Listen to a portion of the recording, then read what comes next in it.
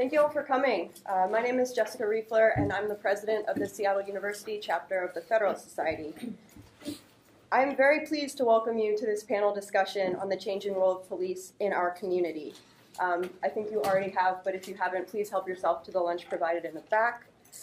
We typically host debates, as you know, but today we're having a panel discussion. Each speaker will be provided 20 minutes, and then we will have a 20-minute question and answer period. I am very pleased to welcome Seattle Chief of Police Kathleen O'Toole. She is a career police officer who has earned an international reputation for her principled leadership and reform strategies. Before serving a 6-year term as Chief Inspector for an oversight body responsible for bringing best practice and accountability to the Irish National Police Service, the Garda, she served as Chief of the Metropolitan District Commission Police and Lieutenant Colonel overseeing special operations in the Massachusetts State Police. And she was later appointed Secretary of Public Safety in 1994 and Boston Police Commissioner in 2004. I'm also very pleased to welcome Daniel Roberts. Before being appointed Chief of Police of the Franklin Bingham Farms Police Department in 2012 and serving as Vice President and Principal of the Riemann Group in 2011 and 2012, Daniel Roberts served as the Assistant Director of the Federal Bureau of Investigation from April 2009 to June 2011 in the Criminal Justice Information Services Division in Clarksburg, West Virginia. Prior to that, he served as Deputy Assistant Director of the Criminal Investigative Division at the FBI headquarters in Washington, D.C. Between 1987 and 2004, Mr. Roberts has held numerous positions as a special agent, including Senior Executive Service, Special Assistant, Assistant Agent in Charge, Unit Chief, Supervisory Special Agent, and Special Agent in Charge. And with that, I'll turn it over to Mr. Roberts. Thank you. Well, thank you, Jessica. Thank you, Jacob, for having me here. It's an honor to be here and sitting on a panel with Chief O'Toole. And hopefully this will be an interactive discussion later on after we speak. We hope that you all will come up with some good questions or some good commentary for us, because we both enjoy that. We both enjoy the interaction with all of you. And for my part, as a retired bureau executive, there's myself and 4 others that are retired bureau executives that have been going to law schools across the country doing these discussions. And I can tell you from my perspective, it's been fantastic. Really eye-opening for me, some of the questions, some of the different perspectives that I've seen out there. And so it's a pleasure to be here today, and thanks for having me. What I'd like to do is maybe give you some of my perspective after 33 plus years in law enforcement and serving in 8 different states for the FBI, especially as it relates to the Ferguson issues. You know, there are so many things that came out of Ferguson. Everything from law enforcement relationship with the community to militarization of the police departments to body camera usage. Virtually everything that you could think of came out of Ferguson, and so it's a good way to spark the conversation. It's a good way to tee up some talking points for us here. What I'd like to mention, though, is to give you some perspective on it from my perspective, is last year in this country, there were 11 million arrests made by law enforcement. 11 million arrests made by about 900,000 police officers across this country. And you heard of maybe 5 or 6, maybe 10 in the news that went bad, that went south. So I can't do the math, you do the math. 10 out of 11 million, pretty small percentage that actually go wrong and that you hear about. And so I am not here to paint the picture that all police officers, all FBI agents, all federal agents are great and wonderful. That is not the case. There are clearly some that do not belong having a badge and a gun every day. The number is very, very small, however, very small. And we do our best to weed those individuals out of law enforcement. And we'll get to that point, I think, in the conversation today, later, about maybe there's some ways you all can help us recruit and retain some of the best and brightest into the law enforcement profession. So I mentioned a handful of arrests that go south for the police officers every year. How many of you saw the recent Los Angeles video with the homeless individual who was shot? A lot of you saw that in the news. Yeah. Interesting. We don't know, all the details of that. I'm sure there'll be a detailed investigation of that case. This week we lost 2 police officers. One in Atlanta who was ambushed as he sat in his patrol car with a rifle, shot right in the head. And then yesterday a Philadelphia police officer was shot 9 times as he was trying to buy a gift for his son at the store, and an armed robbery happened at the same time. He also was shot in the head. How many of you heard about either one of those this year? Yeah, not nearly as many. It's really interesting, I guess. Sad in many ways. Last year, 51 police officers were killed in the line of duty, doing their job, and 9 of them were assassinated, just out and out, shot while they were sitting in their patrol cars, or doing something, maybe even just having coffee, and were shot and killed. There's a lot of emphasis on when a police officer does something wrong, and rightfully so, but there should also be a good equilibrium with that, and there should be some good things that come out as well. And oftentimes, unfortunately, the media doesn't pick up on those good things. You saw some really horrific things that happened in Ferguson on many different levels. Certainly with the death of Michael Brown, that is horrible when anybody dies, but also what happened to Officer Wilson off of that is also not a good thing for this country. We saw the Attorney General of the United States pretty much rush right out to Ferguson after that shooting occurred. We saw him lead an investigation or take over a civil rights investigation that we all know now, as of yesterday or the day before, went nowhere. After an extensive investigation, there was no charges brought against the officer. But yet the perception was by many in law enforcement, and I'm certainly not going to speak for Chief O'Toole, but I think by many in law enforcement that maybe there was a rush to judgment on Officer Wilson on that case. Maybe the narrative of hands up, don't shoot really didn't happen. At least that's what the grand jury said on 2 levels, both the federal grand jury as well as the state grand jury. So it's an interesting perspective that I just hope you'll think about a little bit. The presumption of innocence applies to police officers as well as it does to everybody else in society. We do have bad police officers. We have bad FBI agents. We do our best to weed them out. Every FBI office in the country has a corruption squad that solely looks at that issue, that solely looks at law enforcement corruption. And where we have pockets of that problem, we address that as best as we can. The other thing that came out of Ferguson was a number of recommendations, and you may have seen that in the media as well. A lot of that involved training and recruiting of the right people, making sure that the police department resembles what society looks like. That is a tough thing to do and even the FBI struggles with this. Trying to find the right mix, the healthy mix of qualified applicants is a difficult thing to do. The other thing that came out of the Ferguson report was a number of ideas for training that is needed by the Ferguson Police Department, by others across this country. Absolutely true, based on what I saw there. There's definitely a need for some training. What the reports don't address, though, is every police department in this country for years, several years now, has had strained budgets. I mean, if they're having any growth at all, it's limited, and most of them have been cut severely over the last 5 or 6 years. And I can tell you from having lived it and breathed it with the FBI, the first thing that gets cut in tough budget times is training. It's easy. It's low-hanging fruit. You can cut that, and you can cut travel for your people. And those are the 2 things that get cut, and it may be 2 of the most important things. The military has a great model. The military in this country, they schedule training at various points in their career. So, for example, I have a niece who is a graduate of West Point. Every so often, she is just taken offline and for months at a time, sometimes 2 months at a time, and sent for additional training. Right now, she's sitting in captain school. And then she'll go back out into the field and be deployed somewhere, and then she'll come back again.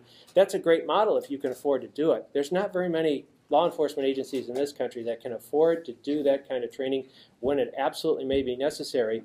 But the tough part is that a lot of these commissions that are set up post Ferguson and some others, they're recommending, oh, well, you should send your people to training, and you should get out there and spend more money on recruiting and retaining the best people, and making sure that you're hiring the right folks that look like what society looks like. It's an easy thing to say. It's not such an easy thing to do. And I wish some people, especially in the media, would recognize the fact that it's tough to find some of the dollars that you need to do things in today's environment. And speaking of dollars, one of the things that you saw come out of Ferguson was this quote-unquote militarization of the police, where it looked like a bunch of stormtroopers out there in driving armored personnel carriers and using fully automatics with head-to-toe ballistic gear, and you did see that. It makes for great theater on television. You saw quite a bit of that. And then the discussion that followed out of that was, why are they armed that way? And then it turns out that the United States military does have a hand in that, because what they have is a lot of surplus gear. And they call it the 1033 program, for any of you that may have heard of it before. Department of Defense operates the 1033 program because what it does is it helps local law enforcement by providing them everything from desk chairs for offices to armored personnel carriers that they may not be able to pay for. Well, that became front and center in Ferguson, because a lot of the Department of Defense gear that was given for free to these local law enforcement officers in the Ferguson area was put on full display on the nightly news every night. And as I said, it looks really sexy on the news. Unfortunately, it gave the wrong perception of what maybe was going on there, what the police were trying to accomplish there. But I will say that, again, that 1033 program was driven by dollars and a lack of some of the law enforcement agencies in this country to be able to afford to buy protective gear for themselves, for their officers, and so they looked to some others that were there. That debate is still going on. I know the White House is looking at whether or not they want to stop that program or curtail that program. So we'll have to wait and see. I think the jury is still out on that. And then the last thing I'll tee up here as a discussion topic before Chief O'Toole speaks, and is the whole body camera issue. That was certainly highlighted in the Ferguson incident. And everybody seemed to say, well, if he had only had a body camera on and a microphone, that would have told us everything. Did Officer Wilson initiate this, or did Michael Brown initiate this? Who said what to who? The body camera would have told us that, and it might have. It very well might have. I think the train has left the station on that. I think you're going to see a lot more police departments going to body cameras, and I'll be interested to see if Chief O'Toole's take on that. But there are a lot of issues surrounding that you need to think of, and first and foremost is privacy issues. A lot of what police officers do every day is go to domestic violence runs. And so they're going inside somebody's home, somebody's domicile, and they're in very heated situations, maybe a couple having a family dispute, an argument. Maybe they're half-dressed. Maybe one has hit the other with a pot or a pan or something, and then the body camera may be on and recording all of this. And then what happens? Then the case is over, it's adjudicated. Does that film become FOIA-able? Under the Freedom of Information Act, can anybody go in and get the picture of these two people who were beating on each other that night?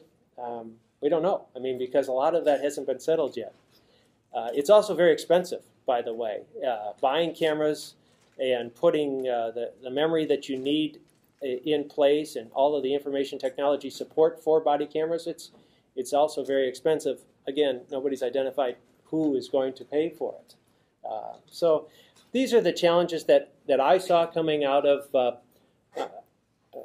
Ferguson. These and many others. It's a lot of stuff there. I know I mentioned in a short period of time, so we can spend some time delving deeper into each one of these topics. But I just wanted to leave you where I started at the beginning. There's 18,000 police departments in this country, almost 1 million police officers. Most of them are really out there doing a great job every day. They're hardworking, trying to protect the people in this country. There are things that go wrong. There are things that go south. There's no doubt about that, and we need to fix that. But we shouldn't jump to conclusions that all police officers are bad, and they're all racist and they're all this or that, because really, by and large, you don't hear about everything that they do every day. If there's 11 million arrests every year in this country and you don't hear of them, they must be doing something right. So, and I've probably taken up way too much of Chief O'Toole's time, so I apologize for that. Well, thank you, Dan. I would like to also say thank you very much for the opportunity to come here. I hope that this will be the first of many opportunities we'll have to engage, because I'm here as much to listen as I am to talk. I think it's really important that on a human level we meet and try to establish relationships and exchange ideas. I want to see how we can improve the way we provide police service in our communities. I just like spend a few minutes talking about the evolution of policing since I started in the business, and then I'll touch on the recent events post-Ferguson and also the body cam issue. If anybody told me I'd ever be a police officer when I was a college student, I'd tell them they were crazy. It wasn't something I ever imagined I would do.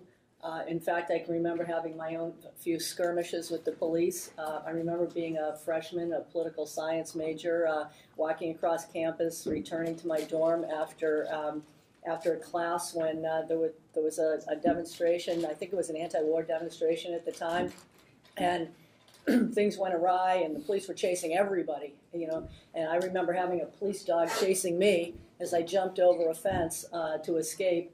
And it wasn't a very positive impression I had of the police at that time. But on the other hand, my grandfather was a police officer. We were brought up to respect the police and the work they do. So I saw the human side of it as well, in terms of the commitment he made. He was totally committed to community policing, community service, and so I as a young person, I was able to see both sides of policing, I guess. I was a law student. I was in my second year of law school at the time when the Boston Police Department offered me a job, and I thought it was hysterical. I went along with a friend to take the exam. He wanted to be a police officer more than anything. I had no intention of becoming a police officer, but I said, well, going to law school, someday I'm going to have to take the bar exam. It's not a bad experience. All the standardized test-taking experience I can get will be good for me. And then all of a sudden I was offered the job. And my friends in law school dared me to take the job with the Boston Police Department. They said it would be an interesting opportunity to see the law from a different perspective. And here I am 30-plus years later. So I wish I could say there was something strategic about my career choice. There was nothing strategic about it at all. I took the job on a dare.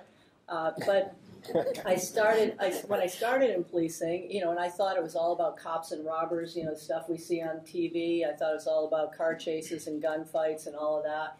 But in reality, I learned very quickly that at least 99% of policing is providing service to people in need. But when I was early in the business, we were measured by how fast we responded to 911 calls and how many arrests we made. And we were out there fighting the war on crime. And it was really, we were positioned as the police versus the community.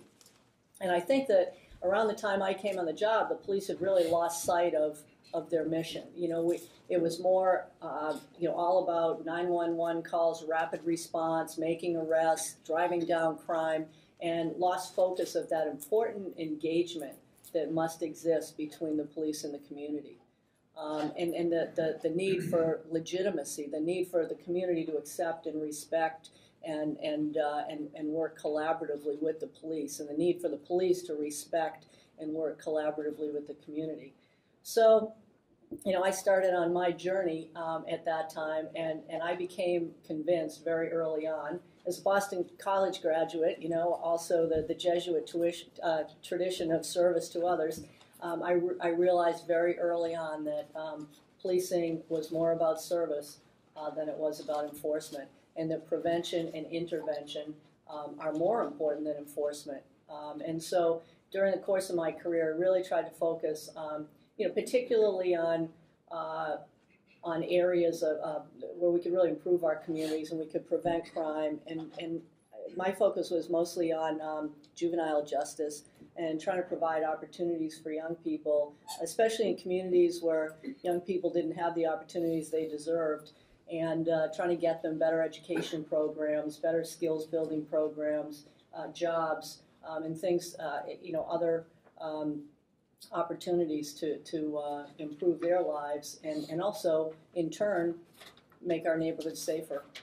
So that's kind of where I'm coming from. And so I started the business when it was the war on crime, police versus the community, and then evolved with some other police leaders in this country that recognized that that model failed miserably, and we had to work on engaging with our communities, working collaboratively with other organizations, social services, health services, education, on a more multidisciplinary approach to keeping our neighborhoods safe and improving the quality of life in our neighborhoods. So philosophically, that's kind of where I come from. And so I had the opportunity over the course of many years to also do some work on civil rights. I did some work with the U.S. Department of Justice Civil Rights Division. Some of you might recall the New Jersey State Police case. It was really the first highly publicized police profiling case in the nation, and I was asked to go in as an expert witness and assess the procedures, the practices of the New Jersey State Police, and indeed determined, as did others, that they were inappropriately stopping African Americans on the New Jersey Turnpike, and that they were definitely practicing discrimination in their enforcement at the time. I had the opportunity to be a monitor, actually, on a smaller police department that had targeted the Latino community in East Haven, Connecticut. So came to understand the importance of accountability and in policing, of transparency, accountability, and objective outside investigation and intervention. When I was approached about the Seattle job, I was ready to kind of put my police career in the rearview mirror. At this point in my life, it's not a stepping stone, but I thought it was a unique opportunity to come here because the department was under a consent decree. I'm sure most of you are aware that the Seattle Police Department is now subject to a federally mandated, negotiated consent decree, and so there's a very ambitious reform agenda underway, and fortunately with that, it requires a considerable investment in training, and I think that's a good thing. So, where do we stand now post-Ferguson? When I came here, I knew my job would be difficult, bringing all the changes required from this consent decree to the Seattle Police Department, but I never imagined that we'd be at this crossroads in policing in this country. I arrived here on June 23rd, I'm sorry, and then of course the events in Ferguson unfolded, and it's been a very, very challenging time, I think, for our communities and for our police officers since then. Here in Seattle, pre-Ferguson last year in 2014, the Seattle Police Department policed over 300 demonstrations. And the Seattle Police Department took great pride in the service it provided at these demonstrations. Over the course of 300 demonstrations, there were somewhere between 3 and 5 arrests, depending on who you talk to, but there were 3 to 5 arrests last year pre-Ferguson related to demonstrations. Since Ferguson, we've had a total of 44 arrests, cumulatively, since the Ferguson decision was announced. Now, just want to talk a bit about public order policing. I had the opportunity to work on the peace process in Northern Ireland, and I'm sure many of you saw those scenes over there over the years with the bombs and the bullets and the huge riots and public order challenges, and the police handled some of those miserably in the early years of the Troubles, and were very highly scrutinized for their behavior and their practices there, and finally realized they had to adopt a new method of policing public order demonstrations and a softer approach where the police didn't go in with riot gear on day one, because if you go in with riot gear, you can guarantee you'll have a riot. So they actually came up with a tiered approach to policing public order, and they only escalated, their tactics as the crowd became more aggressive. So, and it worked. I saw it. I saw the sea change occur in Northern Ireland. So when I became police commissioner in Boston, my first responsibility was developing the plan for the Democratic National Convention and the public order issues, some of the challenges we'd have during the DNC.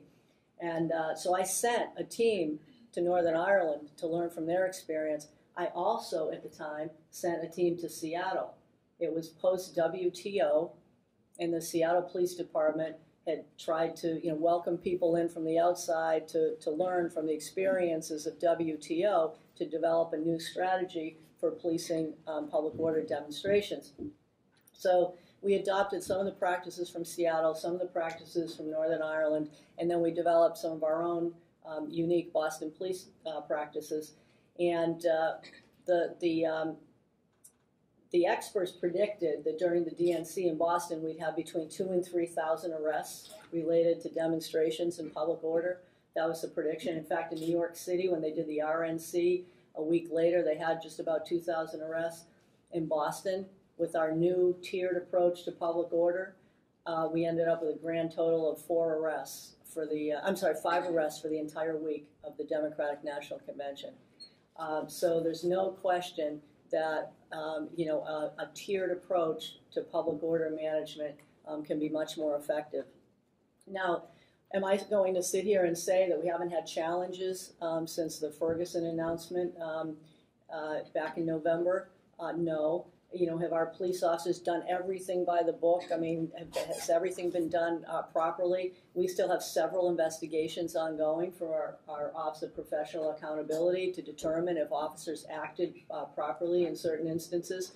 We've had a number of complaints from people who are at demonstrations, and we need to learn from those experiences. If people have done things wrong, we need to correct their behavior. We need to hold them accountable, and we will do that. But I think we also need to compare Seattle to many other jurisdictions out there right now. I mean, very, very fortunately, nobody has been seriously hurt in Seattle. That's community members, demonstrators, police officers. We haven't had any serious injuries. Right. We've had 2 broken windows. And fortunately, compared to other places, I think we've fared well. Now, again, as I said, every complaint that comes in will be investigated by the Office of Professional Accountability, and I feel very comfortable with that. And we will hold people accountable if appropriate, and we will retrain or we will change our tactics if we need to do that. So that's where we stand in terms of the post-Ferguson right now. Really trying to reach out to establish constructive dialogue with representatives of the community, because I think that's so important. So we absolutely have to do that, particularly young people, whether it's in our schools in the city or whether it's in the university environment. So that's very, very important to us. Militarization of police, I just want to touch on that briefly, as Dan did. When there were some reports about the federal government programs that were available for police equipment and all of that, I ordered my audit unit to go down and actually determine exactly what we had for equipment, any equipment that we received under those programs, and we immediately created a list and posted it on our blotter. On the SPD blotter, so that the community would know exactly what was available.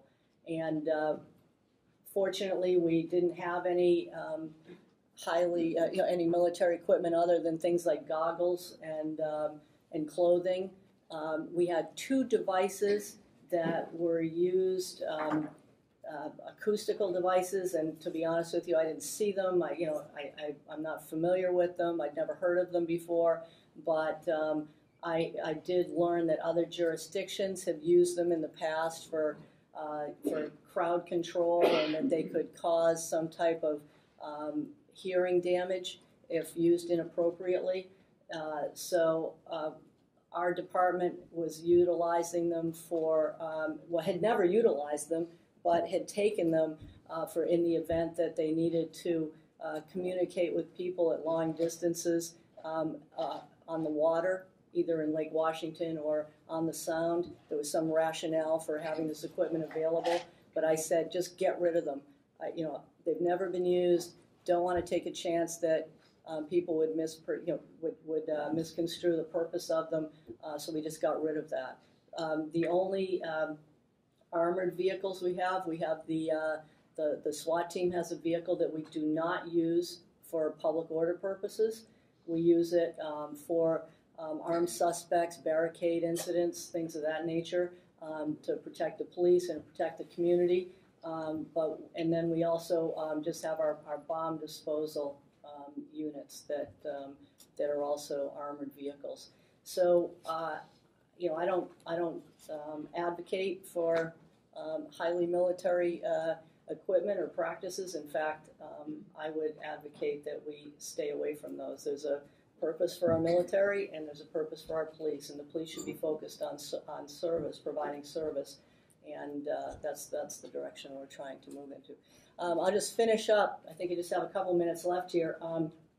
Discussion on body cams. As far as I'm concerned, the jury's out on body cams. I attended a meeting of I think there were about 5 of us who were major city chiefs, and then there were several civil rights leaders from Washington, D.C. We had the ACLU, the NAACP, and several other civil rights organizations represented.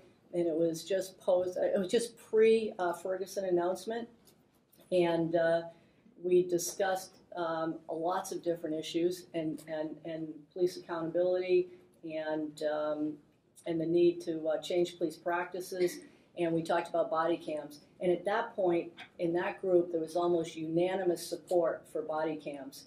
And I said, absolutely, I'm all for them as long as we can balance privacy rights versus the advantages of body cams. So there are very differing opinions on body cams. There were 2 pieces of legislation before the legislature here in the state of Washington recently. One has been proposed by the ACLU. The other has been proposed by the Washington Association of the Chiefs Association, Chiefs and Sheriffs Association. I don't know where either pieces of legislation will go, but I do know that early studies have shown, academic studies and studies sponsored by the federal government have shown that body cameras do enhance accountability, decrease acts of use of force incidents, decrease complaints against the police, seem to de-escalate situations, both on the part of the police and part of those they encounter.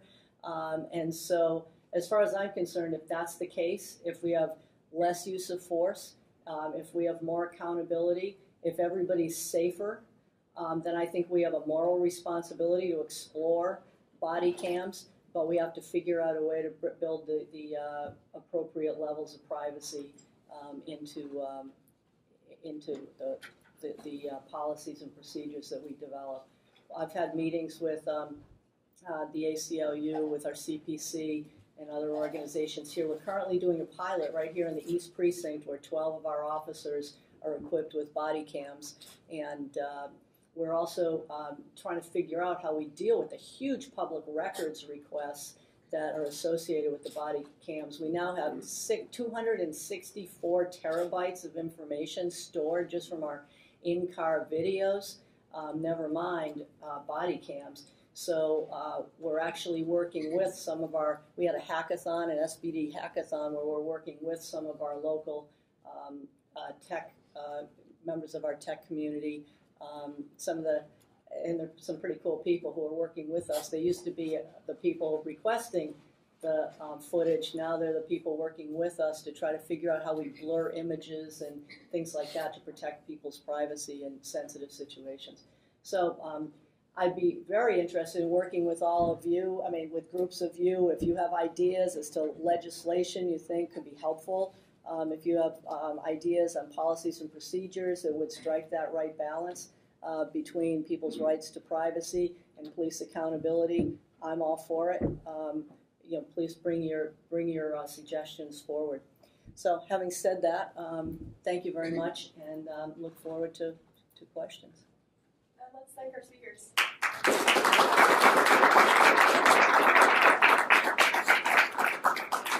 Before I ask for questions, I would like to introduce Officer Renee Witt, who's here. She's seated. She's also available to answer any questions you may have. I was going to say I brought Renee along because Renee's worked for the Seattle Police Department for a lot longer than I have, and I think as a person of color who's risen, through her career in policing, I mean, I can't even imagine how difficult it's been for her as a person of color, as a woman, and now, during this interesting crossroads in our country, as we continue to discuss the future of policing. I talked to Renee a lot about it, and I think she has a really interesting perspective. So I brought her along, and she totally agreed to participate in Q&A if anybody thinks her perspective would be more relevant than ours. In the back first, and I'll do Becky. I used to work in Los Angeles with the Mayor's Office of Gang Reduction and Youth Development, and they have a policy where if a crime happens in one of the grid neighborhoods, the LAPD will send a message immediately to the mayor's grid staff, which is a local community intervention worker, so that they're at the scene and sort of dealing with rumor control and engaging with the community. So there's this sort of triangular partnership between community workers and the LAPD, and I'm wondering if Seattle has anything like that that's sort of directly involving the community at the moment in which things occur. That sounds like a really good initiative. If you could send a link, we'll make sure we give you a business card afterwards. Send a link on that. I'd be very interested in it. We work very closely with Mayor Murray's office. We go out there a lot. Most of the meetings we go to, community meetings we have representatives of the mayor's team there. I often go with the mayor himself to different communities. I don't know if you remember last year we did a whole series of, they call them Find It, Fix It walks, where we actually went out and walked around neighborhoods with people and identified issues of concern that not only related to safety but quality of life. And so we do try to work very collaboratively with them, but I really like the idea of that real-time response. So that's a great suggestion. Thanks.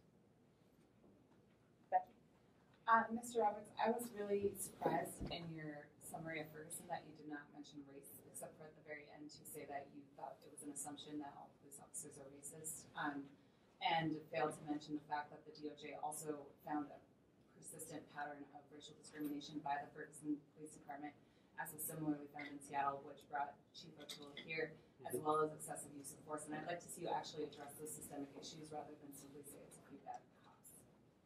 Absolutely, and I did that purposely so that, and I've done these across the country, and I kind of just brush over topics quickly, and then hope that that will spark somebody like yourself who will take an interest and ask the question. Okay, so I'm originally from the city of Detroit.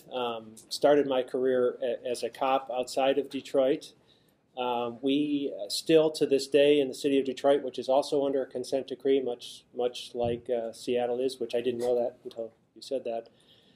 In Detroit, which is approximately 90% African American, unfortunately, there is at least one homicide a day in that city. It's tragic. It's horrible. And it's a situation that has been that way and ongoing. I was the agent in charge there for the FBI in Detroit for a few years as well. That problem has been going on for a long time. And when we started looking at and doing some deep dives into the intelligence as to who's committing those crimes, we have to be honest with ourselves about who that was. And it was not other races coming into the city and killing African Americans. It was unfortunately, the intelligence showed that the perpetrators of those crimes, and continues to this day, appears to be a black-on-black crime. I can't speak for Ferguson in terms of how their police department operates. It sounds clearly from what I read in the paper that they have a problem with community engagement. They have not obviously spoken to their community at all, or if they have, they haven't done very well at it.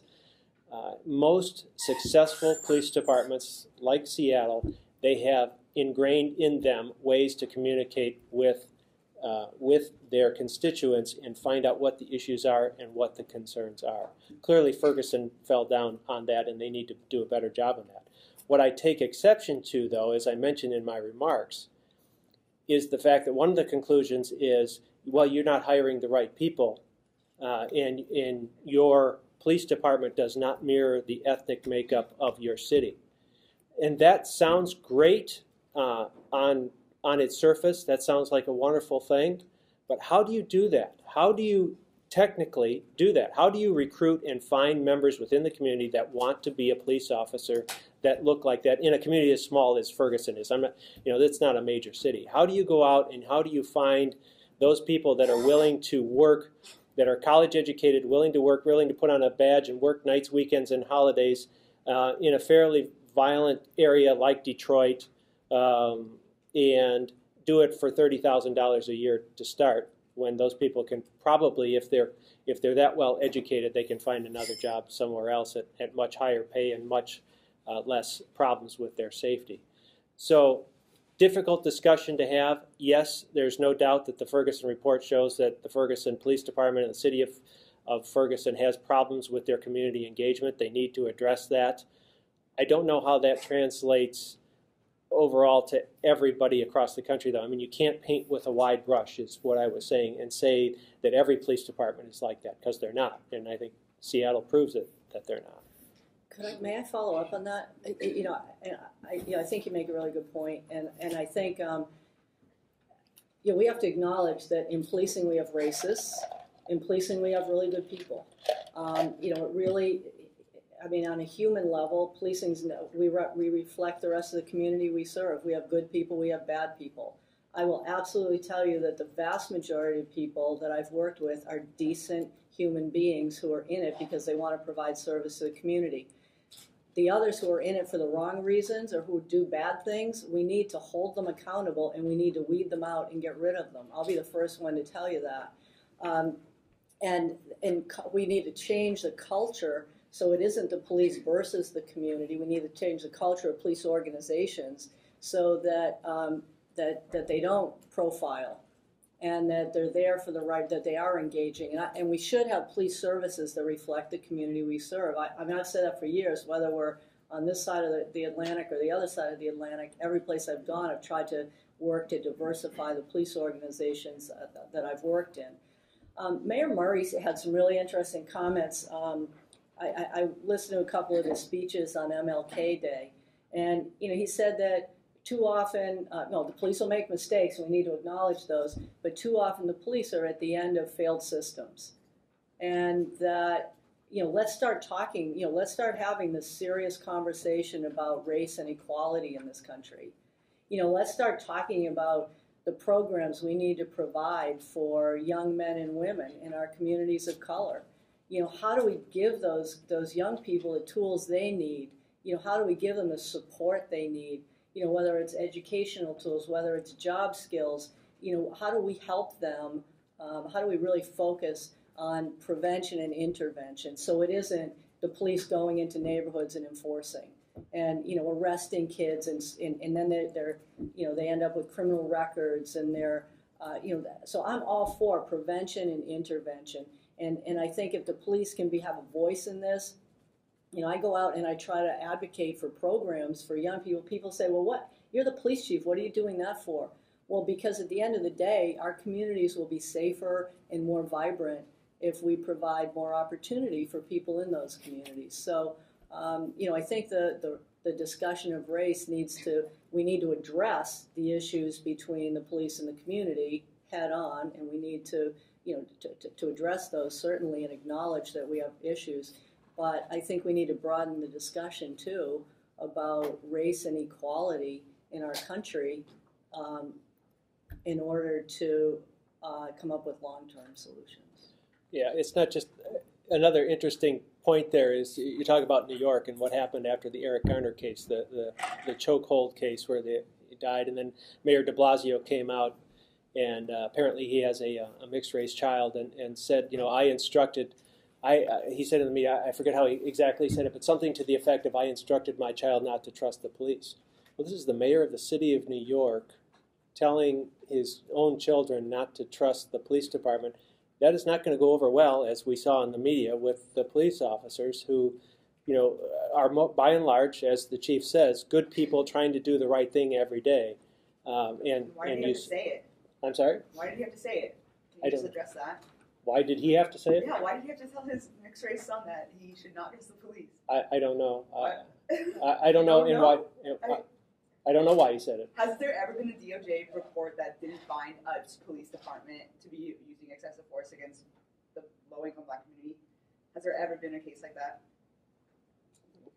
I'm not sure I understand. There has never been a Department of Justice finding that a police department was not using excessive force with Black people, or that they were using racist tactics with communities. Like, there has never been that incident. So, of course, a white male is telling his mixed-race son to not trust the cops. Like, it is over and over again, policing is racist. It's not police individuals that are racist. It's the policing itself. And I would hope that you guys would acknowledge that, because everything that you have said today is individuals, or we have to blame it on the Black community. That's exactly what you're saying when you say we have to get more education and more opportunities for them. And you refuse to hold accountable the police officers that you guys oversee. It's insulting and disingenuous. I'm insulted too. I mean, I was particularly insulted that you said I lied, but your officer just pepper sprayed a Black teacher who was just walking in a protest. Like, and that is brutality. That case is actually under investigation right now. And but you said that it hasn't happened since Ferguson, so it was a lie. Don't call me a liar. You're the liar. I said that we have several instances of cases that are currently under investigation from the recent protests, and that we will investigate them thoroughly. They're before the Office of Professional Accountability right now. And if police officers have intentionally used inappropriate force, they'll be held accountable. And if police officers have... Will they? This is the same officer who arrested a 7-year-old Black man for pulling... No, that wasn't the same officer. Okay, then it's another person. Like, it's just happening over and over. Yeah, it was somebody very different. And also, and I don't want to get contentious about this because I want to engage in a constructive way, but the day that pepper spray incident happened recently, there was a police officer in the ground who had been pushed by the crowd to the ground. The officers arrived the officers arrived in response to an officer in trouble call, a help the officer call, and that's when the pepper spray incident occurred.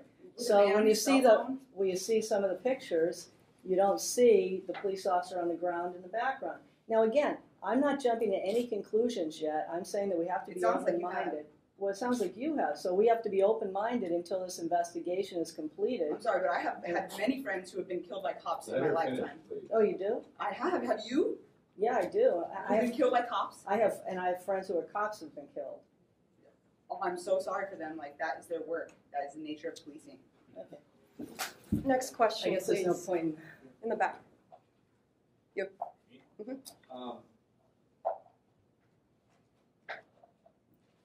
I guess my question is this, Mr. Roberts said earlier, talking about how do you find the right people to do these jobs, how do you find the right people to police, and earlier in your presentation you talked about, there being bad apples, there are bad officers out there. And then, thinking about that question, your question, well, it's very hard to find the right people, but, the way that I would answer that question would be, it is not possible for you to find these so-called right people, and they do not exist. And the reason is that, like was just said, the institutions that you both work for are inherently racist, are inherently part of this country's history of institutionalized racism and genocide against indigenous people, people of color, and enslaved people who were brought over here from Africa. And so given that, police departments and the FBI are inherently, institutionally racist institutions. You cannot expect somebody to go in and work for one of these institutions and not be altered by that. It's just not possible. So my answer to your question would be, you cannot find the right people, because people, even that might go into these institutions with the best of intentions, thinking, I'm going to go be a good cop. I'm going to go be a good FBI agent. I'm going to be a non-racist, non-oppressive police officer. I would argue that ultimately those people are changed. And it's not because they're bad people, it's because these institutions are inherently racist. If you look at the history of policing and the way that its involvement with, you know, the ending of slavery and the Ku Klux Klan, slave patrols, and if you look at the FBI and the history of the FBI with targeting of black social movements, if you look at the FBI's involvement in the assassinations of Martin Luther King and Malcolm X, you know, you can tell that these institutions are inherently institutionally racist, and there's no way that somebody can work for them and not be changed as such. So my answer to your question of how do you find the right people is you can't. And it's not because these are bad people, but the problem is institutional. And it's like, so Tool was saying at the very end, you were talking about broadening the discussion and failed systems. And, you know, I laughed when you said failed systems because at first I was like, yeah, well, you know, look at all these problems. Look at, you know, the findings of this justice report, which I'm sure you've read, which says, our investigation finds a pattern or practice of constitutional violations regarding the use of force. You know, like, yeah, I was thinking, yeah, it is a failed system. But then I thought, well, no, it's not failed. It's working exactly the way it was meant to, which is inherently structurally racist. And so, you know, my question is has that thought, would you even consider that? I mean, can you even consider the possibility that the institutions that you both work or have worked for are so inherently racist that no amount of tinkering and no amount of altering could ever change that? No. My answer is no. I've worked in it for 33 years. I worked in the FBI for 25. It's not a racist organization. It never has been. Has there been some idiots that work there? Absolutely, without question. And when we find them, we need to weed them out and get them out of there. But the answer to your question, and I take offense to that, is that you're then now calling me a racist because I was affiliated with the FBI for 25 years, and I take great offense to that.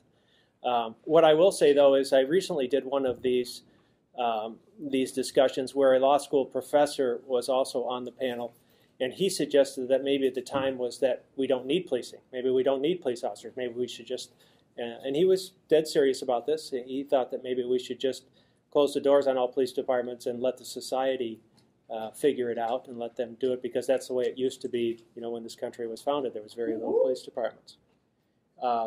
Interesting discussion, and I think all of us in this room would love it if we didn't have a need for a police department, but unfortunately there are bad people out there, and there are bad people that do bad things. There are pedophiles, there are murderers, there are armed robbers, and you know, what color they are doesn't matter, but somebody has to arrest them, somebody has to put them in jail. And I'm sorry if you don't like that, but that's just the way it is. Otherwise, they may prey on somebody that you love. And you know, we're trying to help that. The reasonable person shirt on. So you were talking earlier about how many officers were killed last year. 51, yeah. But we don't really have a lot of accountability in terms of how many people are killed by police. Yes. Like there isn't a reporting system. Thank you. That, and is Seattle one of those that doesn't report? And if so, do you know why? Thank you for asking that question, and I'm sorry to jump in front of you, Chief. I will just say that is also something that's being addressed right now. The uniform crime reports that the FBI puts out every year is a voluntary contribution. Police departments do not have to report their crime. Most do. 17,000 plus of the 18,000 police departments do report into uniform, but some don't. There is no carrot and no stick to force police departments to report crimes of all levels, and especially when you talk about police officer involved shootings. There is nothing right now that mandates that. Now, a lot of police departments will do it, and a lot of voluntarily report that information, but the intelligence there is lacking, and we need to do a better job of that in terms of our record keeping and what we know. We do voluntarily report it. And also, I should say that as a result of our consent decree, not only do we have our officer, we had an officer of professional accountability prior to that, but now every use of force incident is not only reviewed internally in the Seattle Police Department, but it's reviewed externally by the monitoring team. In the front. just wondering, there seems to be a lot of division within the police department about the results of the consent decree and the approaches that are being taken. If you could comment on that, and also what really has changed since the consent decree, since we saw incidents like the John Williams killing. Right. So the consent decree is our roadmap to reform, and as I said, it's very closely monitored by our monitoring team and by a federal judge.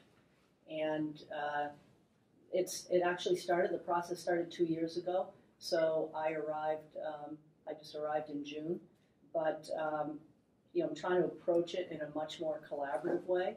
I'm trying to convince the police officers who are somewhat skeptical about the consent decree because there are a lot of administrative burden associated with it. I mean, there's a lot of paperwork now associated with every arrest. We're trying to figure out how to streamline that in a way where we capture the necessary information, but maybe use technology tools so it actually helps the officers perform more efficiently. But the officers have been going through an enormous amount of training. I think last year every police officer went through at least 4 weeks. If you added it all up cumulatively, the number of hours, there was a huge amount of training. And I think that's a very good thing. At the end of the day, it'll be a more professional, better equipped, better trained organization. So whether it's disciplinary procedures, whether it's training, accountability, review of all of our use of force incidents, there's lots of transparency in the system now. But again, you have to bring people along so that they understand that the time for reform has come. And I believe that the vast majority of police officers understand that, embrace that, want to see the light at the end of the tunnel. They want to have good relationships with the community. And for those who don't understand it, then we need to hold them accountable. And if they don't get on board, we need to make sure they move on. We probably only have time for one more question, but sir in the back. I'd just like to make a very quick statement. As someone who's witnessed someone fatally shot by Seattle police officers, and I've personally been at gunpoint on 2 occasions by Seattle police, but I'm also very active in with a variety of the communities in Seattle, and I would just like to say that there are certain perspectives that are common within the academic community and that are common within the local activist community. But I would like to say that there is a much broader, much more diverse, much more engaged set of discussions going on between all of the communities in Seattle and this current chief. So there is a lot that's going on right now. There's a lot of it that is pointing in a constructive direction, and there's a lot going on. I just ask people to I may agree with some things that are prominent in the viewpoint within academia or activism, but there's a lot more going on, and I think people need to be a little more open to what is. Okay. Well, thanks so much for coming. Thanks, sir. Thank you.